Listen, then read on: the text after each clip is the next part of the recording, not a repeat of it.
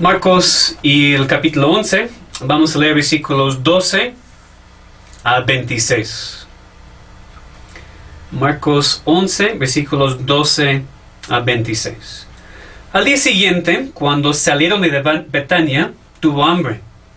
Y viendo de lejos una higuera que tenía hojas, fue a ver si tal vez hallaba en ella algo. Pero cuando llegó ella, nada halló sino hojas, pues no era tiempo de higos. Entonces Jesús dijo a la higuera: nunca jamás coma nadie fruto de ti. Y lo oyeron sus discípulos. Vinieron pues a Jerusalén, y entrando Jesús en el templo, comenzó a echar fuera a los que vendían y compraban en el templo, y volcó las mesas de los cambistas y las sillas de los que vendían palomas. Y no consentía que nadie atravesase el templo llevando utensilio alguno. Y les enseñaba diciendo: ¿no está escrito, mi casa será llamada casa de oración para todas las naciones? Mas vosotros la habéis hecho cueva de ladrones.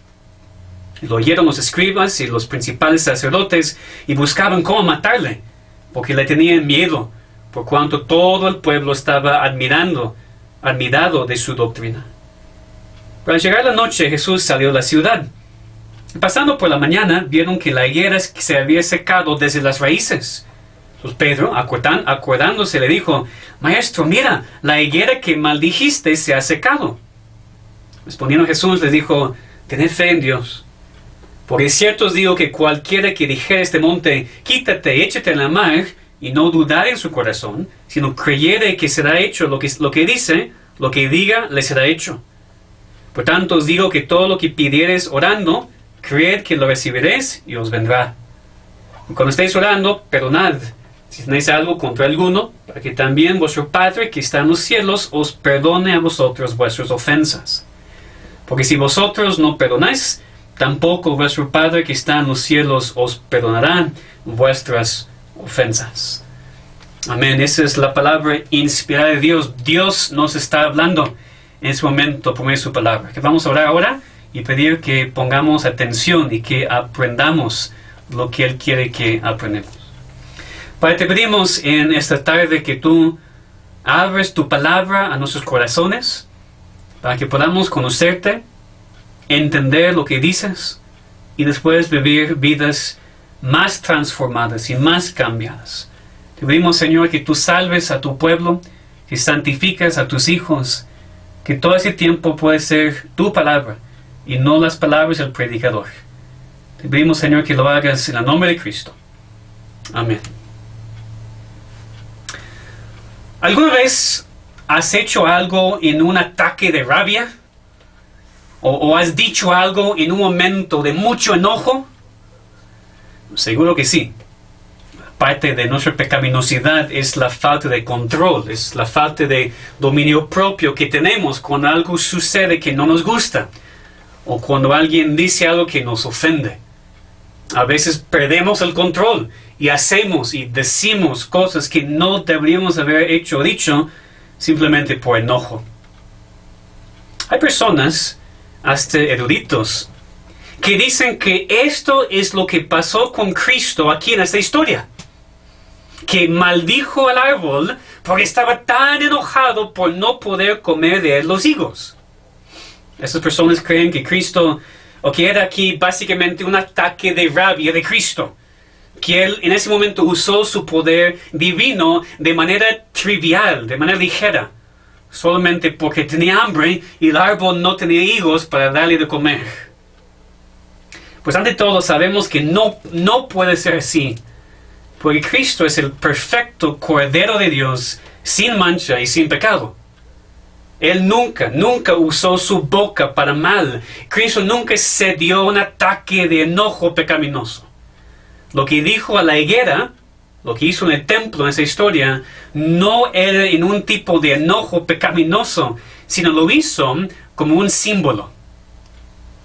Y a veces personas pueden confundirse por esta historia. No solamente porque no entienden por qué Cristo maldijo el árbol, sino también porque la historia del árbol empieza en versículos 12-14 y después termina en versículos 19-21. Y en medio tenemos la historia de Cristo limpiando el templo. y muchas personas no entienden qué está pasando aquí en este pasaje, qué es la relación entre las dos historias. Pero la estructura del escrito de Marcos nos ayuda a entender que lo que pasó con la higuera era un símbolo, una ilustración fuerte de lo que Cristo también estaba mostrando en su limpieza del templo. Los versículos 15 a 18, cuando Cristo entra al templo y lo limpia con tanta fuerza, explica el símbolo de la maldición de la higuera en versículos anteriores y los versículos siguientes. Y todo este pasaje muestra la actitud de Cristo en contra de la hipocresía, específicamente en contra de la hipocresía de la nación judía y la hipocresía de los que estaban vendiendo en el templo, aquellos que estaban permitiendo todo esto en el templo. Vemos aquí que Dios iba a juzgar a los judíos. En cierto sentido, la nación de Israel en ese momento parecía estar bien, el templo parecía estar funcionando como debería, pero en verdad era un árbol con hojas, pero nada de fruto. Así como Cristo maldijo la higuera y la secó, así como limpió el templo, así la nación de Israel iba a ser condenada y juzgada. Vemos que Dios aquí rechazó y castigó la hipocresía religiosa. Y Dios sigue rechazando y castigando toda hipocresía religiosa hoy en día también. Entonces, en primer lugar, en este pasaje vemos lo que era el símbolo de la hipocresía. El símbolo de la hipocresía. Eso vemos en versículos 12 a 14. Al día siguiente, cuando salió de Betania, tuvo hambre. Cristo tuvo hambre. Y viendo de lejos una higuera que tenía hojas, fue a ver si tal vez hallaba en ella algo. Pero cuando llegó a ella, nada halló sino hojas, pues no era tiempo de higos. Entonces Jesús dijo a la higuera: nunca jamás coma nadie fruto de ti. Y lo oyeron sus discípulos. En primer lugar, aquí que reconozcamos que Cristo no estaba en verdad esperando fruto de ese árbol. Marcos nos aclara eso en versículo 13, cuando dijo que no era tiempo de higos. Vemos al final del versículo 13. Nosotros pensamos que Cristo no sabía eso. Y aún en la gramática aquí sugiere que Cristo sabía que no iba a encontrar higos. Él dijo, dice el versículo, fue a ver si tal vez hallaba en ella algo, en caso de que pudiera hallar algo, pero él sabía que no. Entonces Cristo se acercó a este árbol con otro propósito. Ya se dio cuenta de que no iba a poder comer higos de este árbol. Se acercó con otro propósito, para usar el árbol como una ilustración, para usarlo como un símbolo. El árbol tenía la apariencia de tener fruto, pero no. El árbol tenía puras hojas y nada de fruto. Y así era un símbolo perfecto de la nación de Israel, como aquí vamos a ver. Cristo dijo a la higuera: nunca jamás coma nadie fruto de ti. Y vemos que eso es precisamente lo que pasó. Versículo 20, cuando ellos regresaron a Jerusalén el siguiente día, dice que la higuera se había secado desde las raíces. Ahora, ¿cómo sabemos que Cristo estaba ilustrando algo que tenía que ver con Israel cuando maldijo este árbol? Lo que dije, pero tal vez están pensando, ¿de dónde sacaste eso? ¿De dónde sacaste que eso es un símbolo de Israel? Pues saco eso de todo del Antiguo Testamento. En el Antiguo Testamento, la higuera es usada mucho como símbolo de Israel. Por ejemplo, vayamos nuestras Biblias, por favor, al libro de Joel, la profecía de Joel, y al capítulo 1. Vamos al libro de Joel y el capítulo 1. Y vamos a ver versículos 6 y 7. Aquí podemos ver en el Antiguo Testamento que se refiere a Israel como la higuera. Joel 1, versículos 6 y 7. Porque pueblo fuerte e innumerable subió a mi tierra. Sus dientes son dientes de león y sus muelas muelas de león. Asoló mi vid y descortezó mi higuera. Del todo la desnudó y derribó, sus ramas quedaron blancas. Aquí vemos Israel siendo castigado por Dios por medio de otras naciones, como vemos en versículo 6. Y en versículo 7 vemos que Israel se describe como la vid y como la higuera de Dios. Esta misma imagen se usa en Miqueas, también en la profecía de Oseas, y podemos verlo otra vez en Jeremías 8. Si podemos ir juntos en nuestras Biblias a Jeremías 8, para ver otro ejemplo, otra prueba de que Israel es la higuera. En esto, el contexto de esos capítulos en Jeremías es el juicio de Dios sobre Israel. Podemos leer, por ejemplo, si empezamos en el capítulo 7 de Jeremías, versículos 29 y 30, dice: corta tu cabello y arrójalo y levanta llanto sobre las alturas, porque Jehová ha aborrecido y dejado la generación objeto de su ira. Porque los hijos de Judá han hecho lo malo ante mis ojos, dice Jehová. Pusieron sus abominaciones en la casa sobre la cual fue invocado mi nombre, amancillándola. Entonces vemos aquí que Dios está hablando del juicio sobre Israel. Vemos lo mismo en el capítulo 8, versículo 5. ¿Por qué es este pueblo de Jerusalén rebelde con rebeldía perpetua? Abrazaron el engaño y no han querido volverse. Vemos muy claramente que el contexto aquí es el juicio de Dios sobre Israel. Ahora si vamos al versículo 13, dice: los cortaré del todo, dice Jehová. No quedarán uvas en la vid, ni higos en la higuera, y se caerá la hoja, y lo que les he dado pasará de ellos. La higuera es Israel. El símbolo del juicio de Dios es el hecho de que la higuera ya no va a producir fruto, que de hecho va a ser pasada a otros. Entonces podemos ver el simbolismo de Israel como una higuera, generalmente en el contexto del juicio de Dios sobre ella. Entonces cuando ya regresamos al libro de Marcos, se espera que tengamos el conocimiento del Antiguo Testamento para poder entender el simbolismo aquí. Y también es un muy buen simbolismo porque en ese tiempo Israel era mucho como la higuera en nuestra historia. Tenía muchas hojas y nada de fruto. Mucha religión, pero no verdadera. Era una religión hipócrita en esos días, como los fariseos mostraron una y otra vez en el ministerio de Cristo. Pero Dios quería fruto de su higuera. Dios quería el fruto verdadero de la religión verdadera de Israel.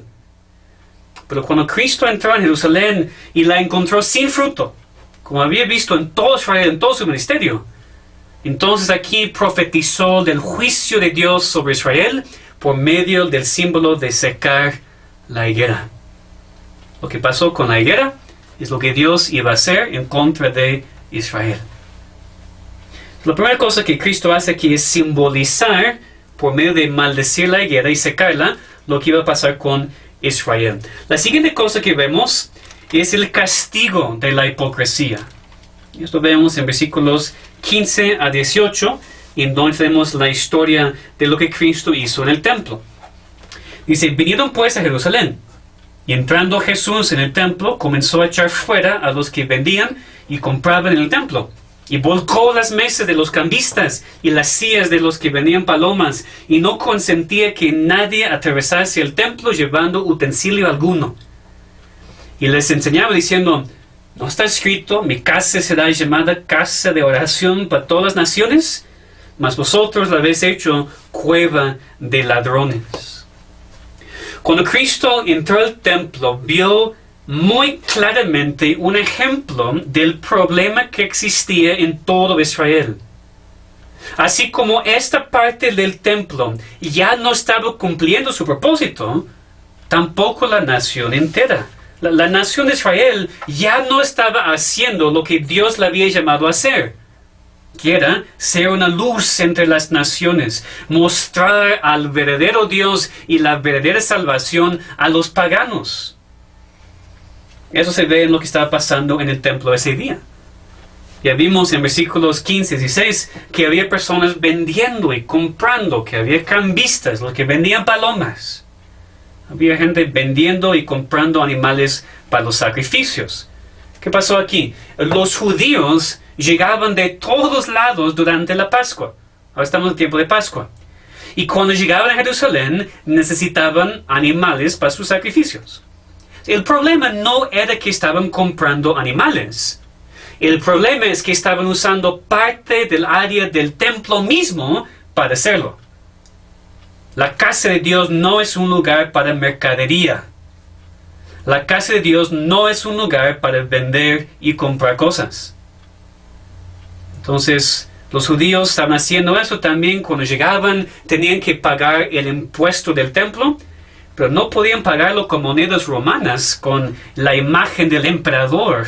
No podían echar eso en el templo santo. Tenían que cambiar sus monedas por dinero que estaba más de acuerdo con el mandamiento de Dios en Éxodo 30. Entonces, había personas comprando, vendiendo, cambistas. Y lo más impactante es que todo esto estaba sucediendo en cierta parte del templo mismo. Ahora, no era la parte en donde los sacerdotes estaban ofreciendo sacrificios, sino todo esto estaba sucediendo en el patio exterior del templo. La única parte del templo en donde los gentiles podían entrar. Es decir, los judíos no estaban entrando al lugar santo y permitiendo todo eso. Todavía tienen respeto para los sacrificios. Era la parte exterior del templo, el patio exterior del templo, la parte que fue permitida para los gentiles, que los judíos estaban usando para su mercadería. Y por eso podemos entender lo que estaba diciendo antes.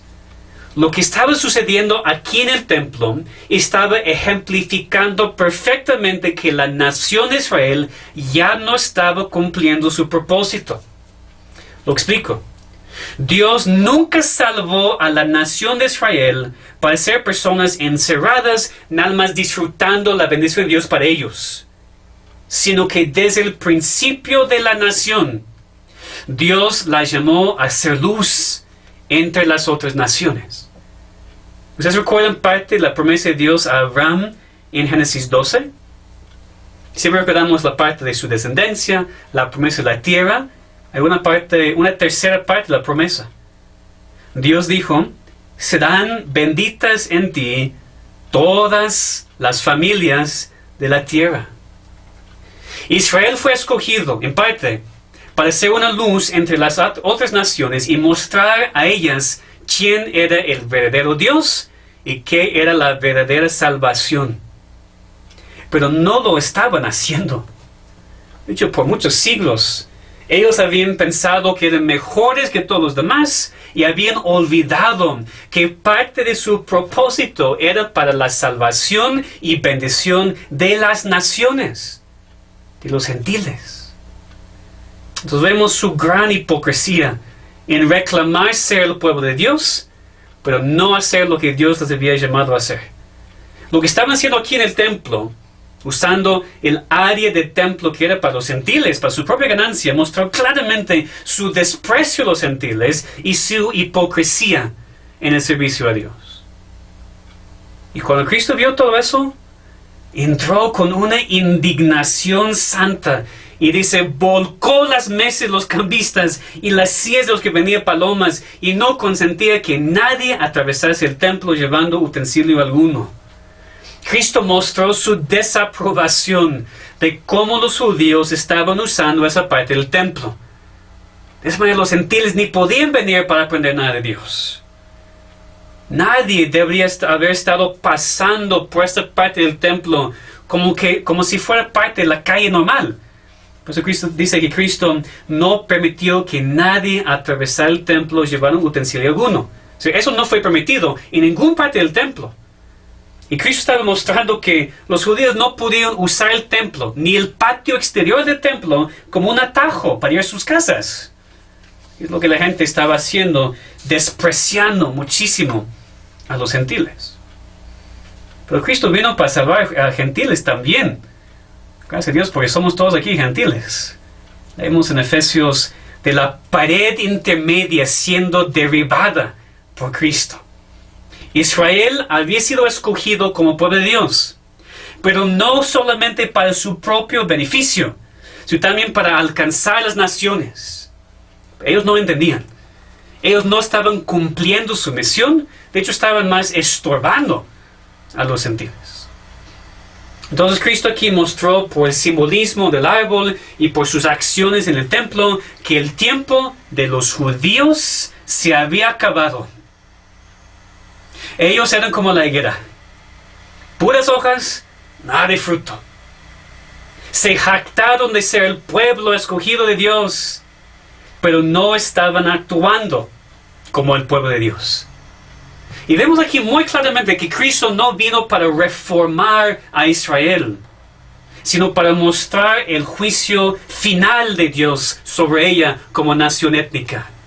La higuera se secó desde las raíces, y Jerusalén y el templo iban a ser destruidos completamente en aproximadamente 40 años. Y vemos muy claramente lo que estaba diciendo, esta preocupación de Cristo por los gentiles en su propia explicación de lo que estaba haciendo en versículo 17. Les enseñaba diciendo, no está escrito, mi casa será llamada casa de oración para todas las naciones, mas vosotros la habéis hecho cueva de ladrones. Aquí tenemos dos citas del Antiguo Testamento. La primera cita es Isaías 56 y versículo 7. Si quieren ver en sus Biblias o tal vez nada más escuchar mientras yo lo leo. Isaías 56, versículo 7. Aquí tenemos las palabras de Dios, una profecía. Yo los llevaré a mi santo monte y los recrearé en mi casa de oración. Sus holocaustos y sus sacrificios serán aceptos sobre mi altar, porque mi casa será llamada casa de oración para todos los pueblos. El versículo que Cristo aquí estaba citando. Pero fíjense, aquí en el contexto, en Isaías 56, ¿a quién se refiere Dios? ¿A quién se refiere Dios en esta profecía? Él dijo, yo los llevaré a mi santo monte y los recrearé en mi casa de oración. ¿Quiénes? ¿Los judíos? No. El versículo 6 nos dice, y a los hijos de los extranjeros que siguen a Jehová para servirle, y que aman el nombre de Jehová para ser sus siervos, a todos que guarden el día de reposo para no profanarlo y abracen mi pacto, yo los llevaré a mi santo monte y los recrearé en mi casa de oración. Hermanos, esta es una profecía de la salvación de los gentiles, los hijos de los extranjeros que siguen a Jehová. Pero los judíos no querían pensar que los gentiles iban a ser salvos. Los judíos no querían pensar que los gentiles podían participar en la misma adoración a Dios. Pero aquí fue profetizado. Y Cristo en su pasaje está diciendo, el tiempo ha llegado. Los gentiles van a ser salvos, aceptados por Dios y participar en su adoración. Porque la casa de Dios es casa de oración para todas las naciones. Aún en ese tiempo, parte del templo, el patio exterior era para los gentiles. Tenía una parte para empezar a acercarse a Dios. Y por todo eso Cristo se enojó. Cristo se enojó muchísimo. Dijo que el templo, en vez de ser casa de oración, se había convertido en cueva de ladrones. Es otra cita, Jeremías 7:11. ¿Es cueva de ladrones delante de vuestros ojos esta casa sobre la cual es invocado mi nombre? Y aquí también yo lo veo, dice Jehová. Dios había diseñado el templo como un lugar de adoración, pero Israel aquí estaba mostrando su religión hipócrita al no entender el propósito del templo. Entonces, para resumir, para entender, Cristo está enseñando la misma verdad en las dos partes de esta historia. Israel era simbolizada por la higuera, y Cristo mostró el juicio final de Dios por medio de secarla.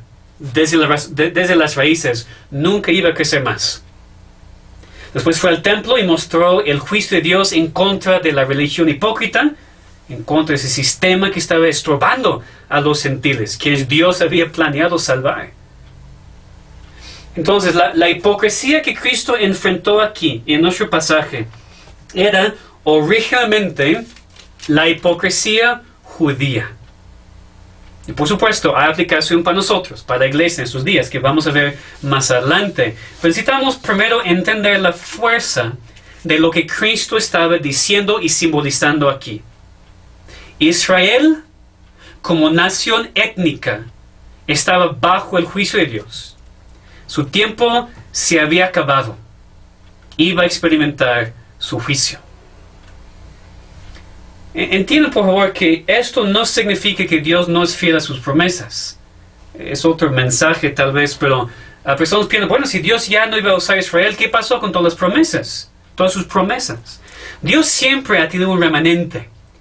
Desde el principio, de hecho, no cada israelita era parte del verdadero pueblo de Dios. Muchos eran israelitas de manera externa, pero no de corazón. Dios aquí estaba rechazando la nación, pero no su pueblo.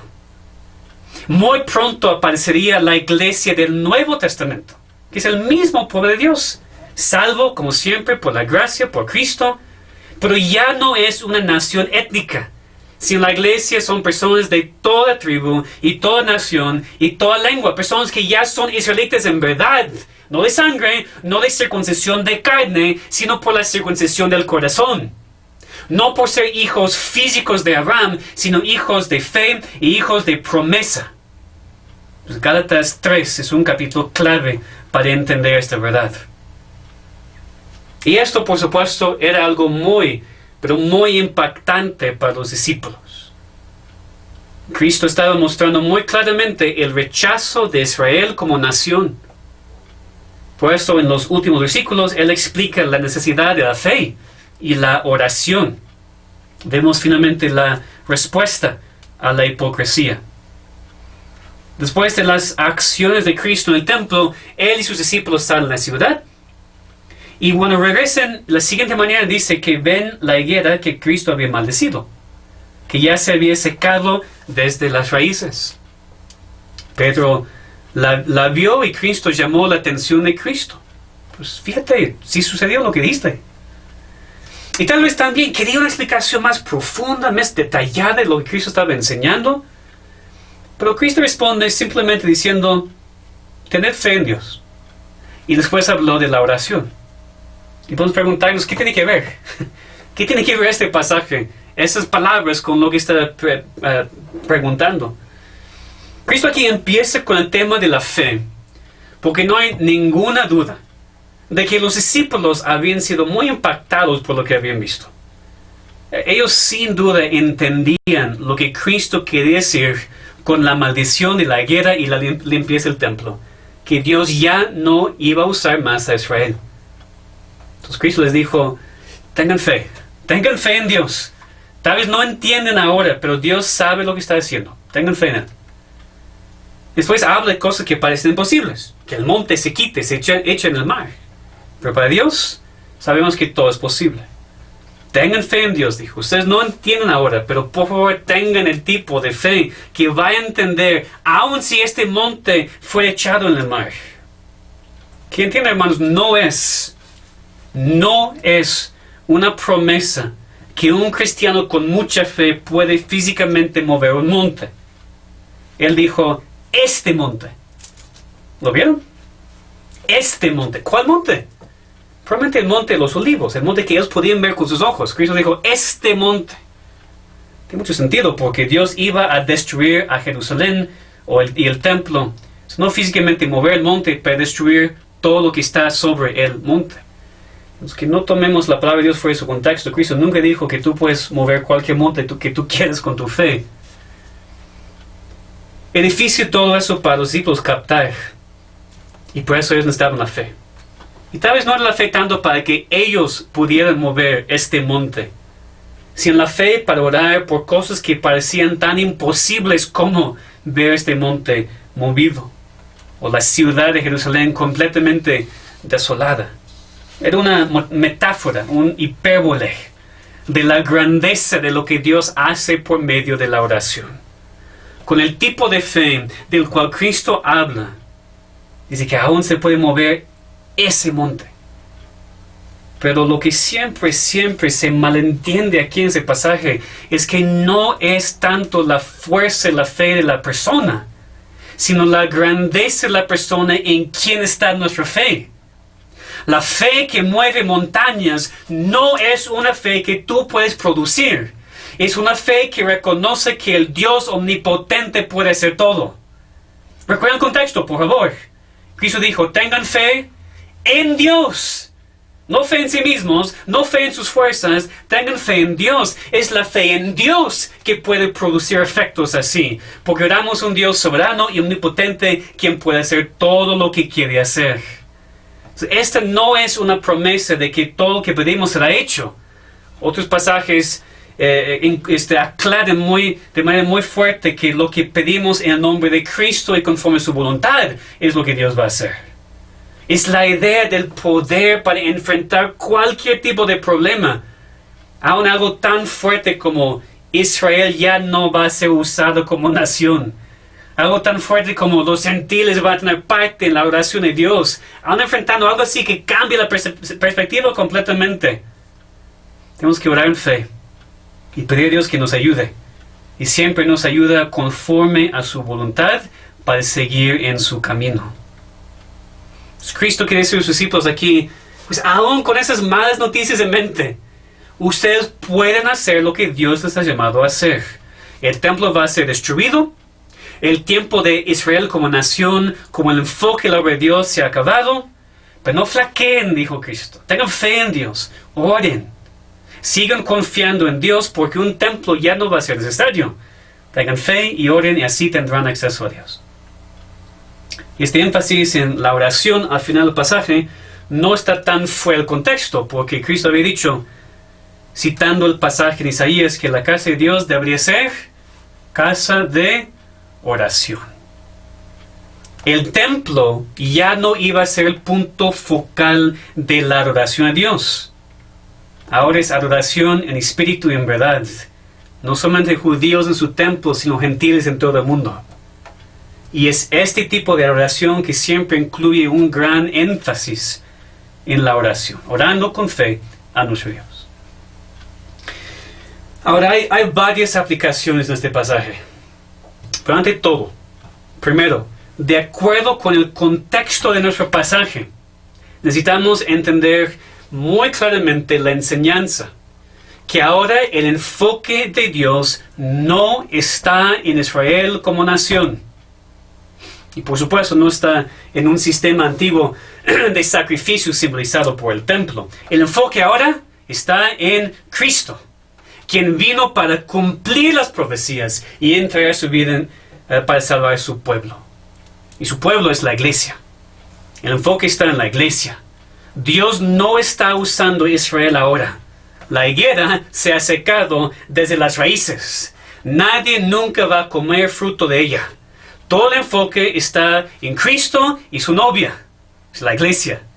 En Cristo y su cuerpo, de quien Él es la cabeza. No hay más templo, no hay más sacrificios, no hay más enfoque en una nación étnica. Ahora todo se enfoque en Cristo y en su iglesia. Y no es que Dios ha cambiado su plan o sus promesas. Su pueblo es el mismo. Y Dios está cumpliendo sus promesas en Él. Debemos entender que Dios no va a regresar a usar a los judíos como nación otra vez. Pues Pablo parece enseñar en Romanos 11 que en los días finales muchos judíos van a ser salvos. Y por eso damos muchas gracias a Dios. ¡Qué bueno! Pero podemos estar seguros que Dios ahora está obrando en su iglesia y la iglesia no es un paréntesis en el plan de Dios, es el cumplimiento. Cristo es la cabeza y Cristo no va a salir un día y dejar su cuerpo sin cabeza para regresar a una nación étnica. No puede ser. Nosotros somos la iglesia y Cristo es la cabeza y este es el enfoque ahora. Cristo y su novia, Cristo y su iglesia. Entonces, la hipocresía de Israel fue juzgada por Dios. Ese es el enfoque de este pasaje. Pero también, como la iglesia, nosotros, sí podemos aprender algo del juicio de Dios sobre Israel. No es igual. Como dije, no vamos a ser rechazados. Estamos en Cristo, no podemos ser rechazados. Pero sí hay un aviso aquí en contra de la hipocresía. La hipocresía como característica de la vida, como característica de la cristiandad, no debería existir en la iglesia de Cristo. Fíjense que la iglesia puede estar llena de pecadores. Pues queremos que pecadores vengan y asistan y sean salvos, y queremos que nosotros, como pecadores, somos parte de la iglesia, aunque somos pecadores, por supuesto, transformados, redimidos, cambiados y santos. La iglesia puede estar llena de pecadores, pero la iglesia no debería estar llena de hipócritas. Y sí hay una diferencia. Y hermanos, en verdad, aquí en nuestra iglesia no creo que sea así. Nosotros sí pecamos, sí caemos en pecado, pero yo no creo que la hipocresía nos caracterice. Porque la hipocresía como característica es cuando hay muchísima palabrería, pero nada de acción. Cuando la gente tiene, dice Pablo, una apariencia de piedad, pero niega la eficacia de ella. Nosotros sí podemos hacer cosas hipócritas a veces, y lo hacemos. Debemos reconocer el pecado y pedir perdón a Dios. Pero yo no creo que nuestra iglesia sea hipócrita, ni llena de hipócritas. Habiendo dicho esto, sin ninguna duda hay hipócritas en cada iglesia. Y tales personas deben de mucho cuidado porque están en mucho peligro. Una persona puede tener muchas hojas y nada de fruto. Puede ser la hipocresía de un incrédulo, una persona que no conoce a Cristo. Y tú puedes ser una persona decente en tu trabajo, no abusas de tu esposa, no duermes con mucha gente, no usas ni vendes drogas. Aún tú puedes asistir a la iglesia cada domingo, puedes haber sido bautizado y no ser salvo. Tú puedes tener muchas hojas, pero sin fruto, si no tienes a Cristo ni su salvación. Entonces, incrédulo, tus buenas obras no te hacen estar bien con Dios. Estar en la iglesia, aún ser bautizado, no te salva. No hace nada para transformar tu vida para siempre. Entonces, no seas hipócrita. Reconoce tu pecado, reconoce tu rebeldía en contra de Dios y ruega a Dios que te salve. Para los cristianos, nosotros sí tenemos fruto. Sí tenemos frutos, es fruto del Espíritu. Un cristiano nunca puede tener puras hojas y nada de fruto. Es imposible, porque el fruto es algo que Dios produce en nosotros. De todos modos, necesitamos cuidarnos de la hipocresía en nuestras vidas. No queremos caer en el mismo pecado que los judíos y encerrarnos y no pensar en otros y aún estorbar a los incrédulos que quieren venir a Cristo. Pero sí sucede en las iglesias hoy en día también. Puede pasar en nuestra iglesia. Nos gusta pensar que no, pero tenemos que ser honestos y pensar prácticamente. A veces hay visitas a nuestra iglesia, incrédulos. Ellos vienen temprano a los cultos. Y después ven los miembros de esta iglesia llegando tarde y a prisa, no preparados para la adoración a Dios. A veces hay incrédulos en el servicio que están poniendo mucha atención y a su lado un cristiano que no está poniendo atención.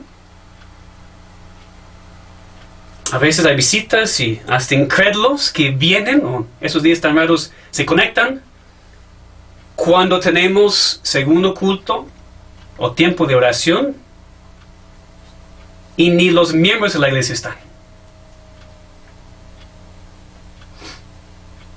Ese es el tipo de hipocresía que puede estorbar a los incrédulos y dañar la iglesia. Y fíjense, hermanos, que esta es una aplicación que surge directamente de este texto. No es como que sea una aplicación que yo quiero decir y por eso lo digo. No importa el texto que hemos estudiado. Es precisamente lo que pasó en esta historia de Marcos aplicado a nuestra iglesia hoy en día. Hoy estudiamos el peligro cuando el pueblo de Dios, en un lugar de la adoración de Dios, estorban a los incrédulos de conocer a Dios. ¿Verdad? Lo que vimos hoy. Los judíos en el templo, el pueblo de Dios en lugar de adoración a Dios, estorban los gentiles. Y Cristo vio esa hipocresía y la juzgó. Hermanos, lo que estoy diciendo es que yo no quiero que lo mismo suceda aquí.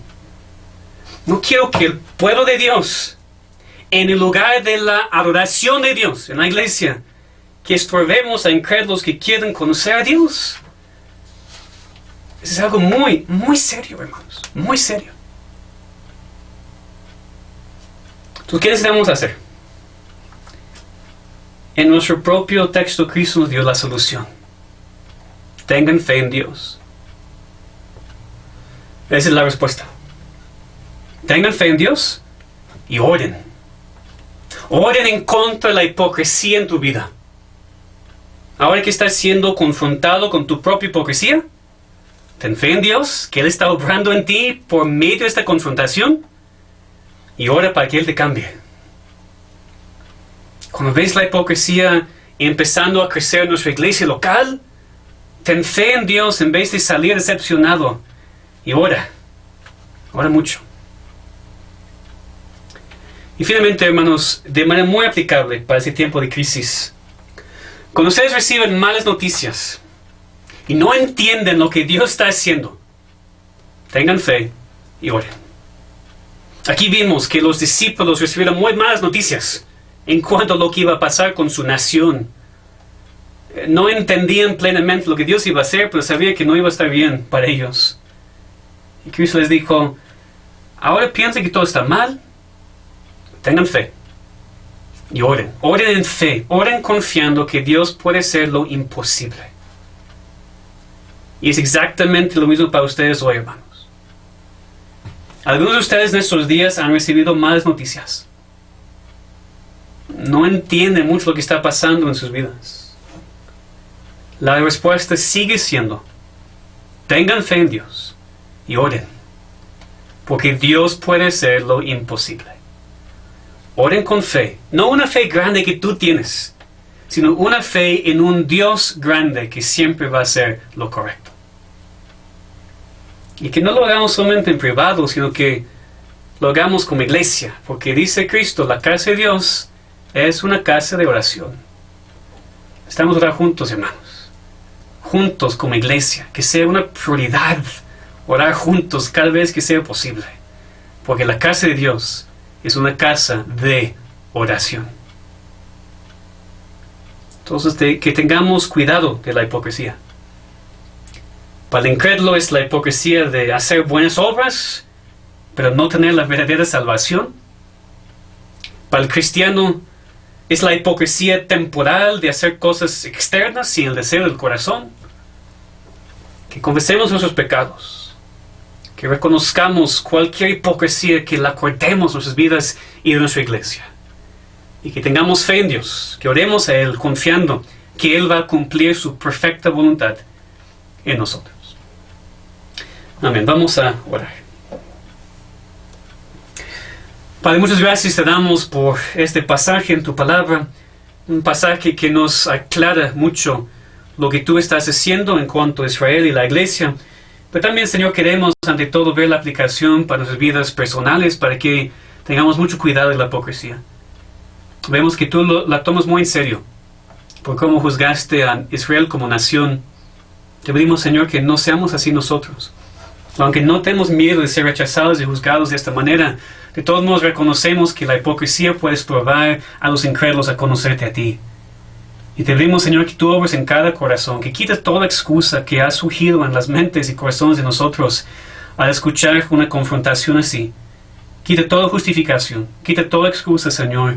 Ayúdanos a servirte en verdad, no hipócritamente, para nosotros y también para que los incrédulos, cuando vengan a esta iglesia, puedan ver que todo es real, que no estamos haciendo cosas hipócritas, que no estamos haciendo cosas diferentes que lo que decimos.